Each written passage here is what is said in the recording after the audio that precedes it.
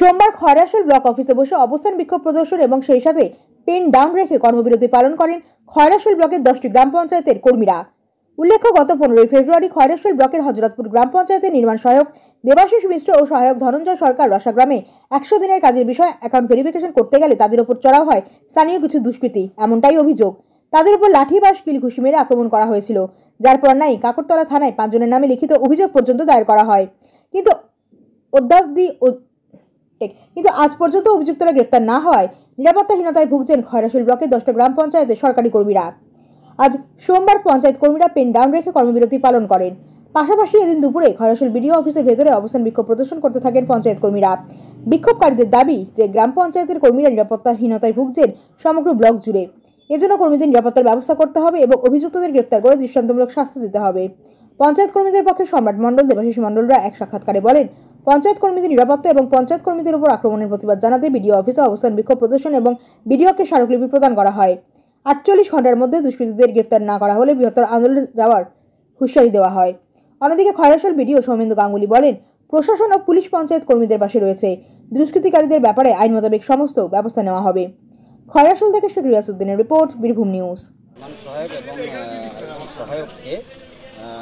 বেধড়ক মারধর করা হয়েছে বলে অভিযোগ ছিল। আপনারা আজকে কোথায় এসে কি করবেন? আমরা আজকে ব্লকে এসে আমাদের বিডিও স্যারকে ডেপুটেশন দিলাম যাতে আইনি পদক্ষেপ তাড়াতাড়ি এগোয়। আর যদি আমরা 48 ঘন্টা সময় দেওয়া হলো, যদি না হয় তাহলে মানে ওনারা যদি গ্রেপ্তার না হয় তাহলে আমরা পরবর্তীকালে বৃহত্তর আন্দোলন করব।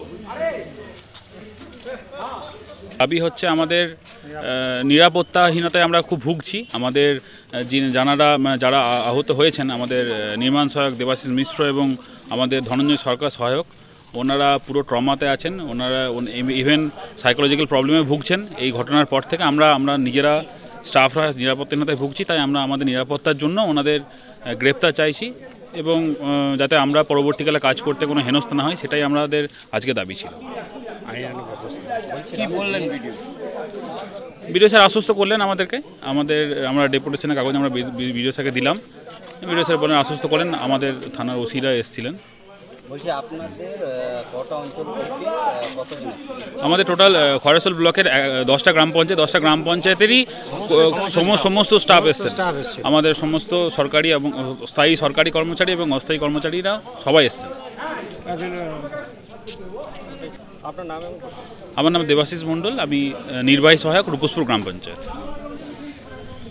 আজকে আপনাদের কি কর্মসূচি ছিল এবং কি জন্য খয়রাশোল ব্লকে?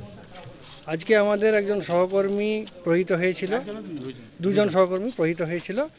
তাদেরই প্রতিবাদ জানাতে আমরা এখানে ব্লকে এসেছিলাম যে তারা যেন সুবিচার পায়। বিডিও সাহেব কি বললেন? বিডিও সাহেব আমাদেরকে আশ্বাস দিলেন যে তোমরা সুবিচার পাবে, তোমাদের পাশে আমরা আছি। কতগুলো গ্রাম পঞ্চায়েত এই আপনাদের অবস্থান বিক্ষোভে শামিল হয়েছে? 10টা গ্রাম পঞ্চায়েত। 10টা গ্রাম পঞ্চায়েতের সমস্ত কর্মচারী আমাদের সঙ্গে ছিল। যদি কোনো সুরাহা না হয় তাহলে আমরা এবার ডিপিআরডি অফিস আছে, আমাদের এডিএম অফিস আছে, এডিএম জেডপি স্যার আছেন। তারপরেও না হলে পরে আমরা ডিএম স্যারের কাছে যাব। আরও বৃহত্তর আন্দোলন। আপনার নাম? সম্রাট মণ্ডল। আপনি কোন গ্রাম পঞ্চায়েত? পাঁচরা গ্রাম পঞ্চায়েত। হ্যাঁ, বলছি আজ আপনার এখানে সরকারি কর্মীরা, মানে আপনার 10টা পঞ্চায়েতের সরকারি কর্মীরা এখানে এসেছিলেন, কারণ যে ওদের 100 দিনের কাজের হিসাব নিকাশ করতে গ্রামে গিয়ে মার খেতে হয়েছে 2 জন কর্মীকে।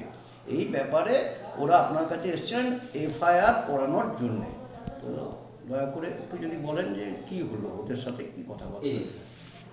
ওনারা এসেছিলেন, ওনাদের কিছু দাবি দেওয়া ছিল, সেই দাবিপত্রটা আমার কাছে জমা দিয়েছেন এবং যেটা একটাই জিনিস বলা হয়েছে ওনাদেরকে যে ওনাদের দাবিগুলি একদম আইন মোতাবেক যা ব্যবস্থা নেওয়ার তা নেওয়া হবে এবং তারা সরকারি কর্মচারী, সুতরাং কাজ করতে গিয়ে কর্মরত অবস্থায় যে ঘটনাই ঘটে থাকুক না কেন প্রত্যেকেরই একটা নিরাপত্তার প্রশ্ন আছে। তারা তাদের নিরাপত্তা নিয়ে একটু দুশ্চিন্তাগ্রস্ত ছিলেন।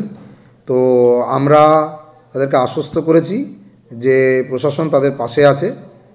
তারা কখনোই যেন কারোর কাছে ভয় না পান এবং নির্ভয়ে তারা তাদের কাজ করবেন এবং পুলিশ ও প্রশাসন এই ব্যাপারটাকে দেখছে এবং সম্পূর্ণ ব্যবস্থা যা যা আইন মোতাবেক নেওয়ার তা নেওয়া হবে এবং খুব শীঘ্রই আপনারা দেখতে পাবেন এই ব্যবস্থাগুলো নেওয়া হচ্ছে। আচ্ছা, এই যে 10টা পঞ্চায়েতে অত গ্রাম, তাহলে কি করে পুলিশ ব্যবস্থা নিতে পারবে? আর আপনার না দেখুন, আপনারা আমি যে জানাই সেটা হচ্ছে ইতিমধ্যেই কিন্তু আমাদের কিন্তু গ্রামে গ্রামে যেটা ফিল্ড ভেরিফিকেশান সেটা কিন্তু কাজ প্রায় শেষ। এই কাজ প্রায় শেষ হয়ে গিয়েছে। 2-3টে জায়গায় আমরা এখনও কাজ শেষ করতে পারিনি, হয়তো তাদেরকে হয়তো খুঁজে পাওয়া যাচ্ছে না বা তারা মৃত, সেই কাগজপত্র কিছু বাকি আছে, কিন্তু যেটা গ্রস কাজটা যেটা ছিল, মেন কাজ, মেজর কাজ যেটা, সেটা কিন্তু ইতিমধ্যেই ফিল্ড থেকে আমাদের ডেটা উঠে এসছে। সুতরাং সেই দিক দিয়ে কোনো ব্যাপার কিছু নেই। যাই হয়ে থাকুক, ফিল্ডে কাজ থাকুক বা অফিসেই কাজ থাকুক, কখনোই কোনোরকমভাবে কোনো উচ্ছৃঙ্খলতা বা বিশৃঙ্খলা বরদাস্ত করা হবে না। এবং যারা কোনোরকমভাবেই আইন ভঙ্গ করছে বা আইন নিজের হাতে তুলে নিচ্ছে, তাদের বিরুদ্ধে একদম আইন মোতাবেক কঠোর শাস্তি নেওয়া হবে এবং এ ব্যাপারে কোনো রকম মায়া দয়া করা হবে না। এবং সরকারি কর্মচারীরা নিঃসন্দেহে তাদের নিরাপত্তার প্রতি আমরাও দায়বদ্ধ, কারণ তারা সরকারের কাজগুলোই করেন, সরকারি প্রকল্পগুলোকে তারা রূপায়ণ করতে সাহায্য করেন। সুতরাং তারা নির্ভয়ে কাজ করবেন। যদি কারোর বিরুদ্ধে কোনো অভিযোগ থাকে কোনো কর্মচারীর বিরুদ্ধে, নিঃসন্দেহে সেটা অভিযোগ জানানোর পথ আছে, পদ্ধতি আছে এবং পদ্ধতিটা তাদের বিরুদ্ধে অভিযোগ করতে পারেন, তাদের বিরুদ্ধে কোনো অভিযোগপত্র ঊর্ধ্বতন কর্তৃপক্ষকে জমা করতে পারেন, কিন্তু কোনোরকমভাবে নিগ্রহ, শারীরিক বা কোনো নিগ্রহ কখনোই বরদাস্ত করা হবে না। এবং এ ব্যাপারে একদম আমরা কোনো, যেটা আমরা জিরো টলারেন্স পলিসি এটাতে ফলো করি। সুতরাং এটা আমরা একদম দেখে নিচ্ছি। আমরা পুলিশের সঙ্গে কথা হয়েছে, আশা করি আপনারা দেখতে পাবেন কদিনের মধ্যে, আগামী কদিনের মধ্যে খুব শীঘ্রই একটা ভালো ব্যবস্থা হবে।